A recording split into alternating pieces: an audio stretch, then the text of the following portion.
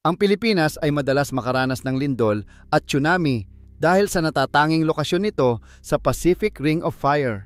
Dahil dito, mahalagang maintindihan natin kung paano nangyayari ang mga sakunang ito at kung paano tayo makapaghahanda upang maprotektahan ang ating pamilya at komunidad.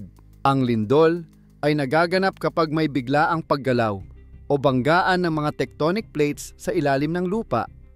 Ang mga plates na ito ay malalaking piraso ng bato na bumubuo sa crust ng mundo. Kapag naipon ang enerhiya at biglang bumitaw, nagdudulot ito ng pagyanig na nararamdaman natin bilang lindol. Maaari ring magdulot ng lindol ang pagsabog ng bulkan o pagguho ng lupa, ngunit ang paggalaw ng tectonic plates ang pangunahing dahilan. Bukod sa lokasyon ng Pilipinas, maraming fault lines ang matatagpuan sa ating bansa, tulad ng West Valley Fault at Philippine Fault Zone. Ang mga fault na ito ay nagdudulot ng madalas na paggalaw sa ilalim ng lupa, dahilan kung bakit hindi na bago sa atin ang mga pagyanig at malalakas na lindol. Samantala, ang tsunami ay isang serye ng malalaking alon na nabubuo kapag may malakas na lindol sa ilalim ng dagat.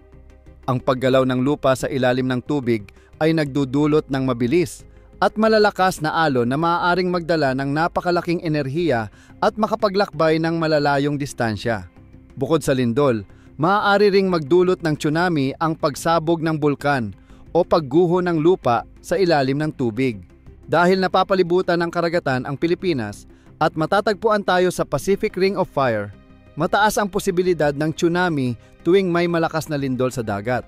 Kaya naman, napakahalaga ng mabilis na babala at paghahanda upang maiwasan ang malawakang pinsala at pagkawala ng buhay. Ang mga epekto ng lindol at tsunami ay maaaring magdulot ng pagkasira ng mga bahay, infrastruktura at pagkawala ng kabuhayan. Upang mabawasan ang pinsala, mahalagang magkaroon ng maayos na plano ng paglikas, regular na pagsasanay at pagtuturo ng tamang kaalaman sa mga residente.